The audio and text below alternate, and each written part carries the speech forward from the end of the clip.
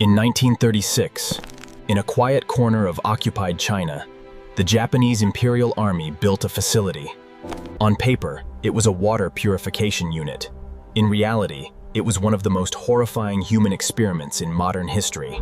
Harbin, Manchuria, a sprawling complex surrounded by walls, moats, and electrified fences. Locals called it the lumber mill. Trains arrived quietly. People went in. Almost none of them came out. The man behind it was a military physician with a singular obsession. What happens to the human body when pushed past every limit science and morality allow? He didn't want theories. He wanted data. Real data. Taken from real people. So he built a compound designed to produce it on an industrial scale. The prisoners were given a name that stripped them of their humanity. Maruta, Aklad, logs. Men, women, children, Chinese, Korean, Russian, Mongolian. Some were prisoners of war. Many were simply taken.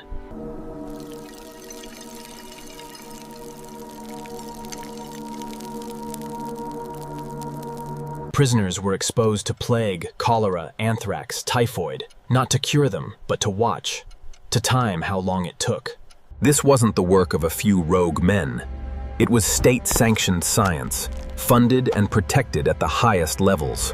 Outside the walls, entire villages became test sites. Aircraft dropped canisters over Chinese towns, an early act of biological warfare. Historians estimate the resulting epidemics may have killed hundreds of thousands of civilians who never even entered the facility. In August 1945, as Japan's defeat became certain, destroy everything. Buildings were dynamited, documents burned. The unit vanished from the record almost overnight. When American occupation forces arrived, they found what remained of the research. Rather than prosecute them for war crimes, a quiet arrangement was made. Immunity from prosecution in exchange for the data. The men who ran the facility walked free. Some went on to build successful careers in medicine and academia. Not one stood trial. For decades, the story stayed buried. It wasn't until decades later, through the persistence of journalists and survivors, that the full scale began to surface publicly. Today, the site in Harbin stands as a museum. Preserved brick walls, empty rooms. Unit 731 is a reminder that atrocity doesn't always look like chaos.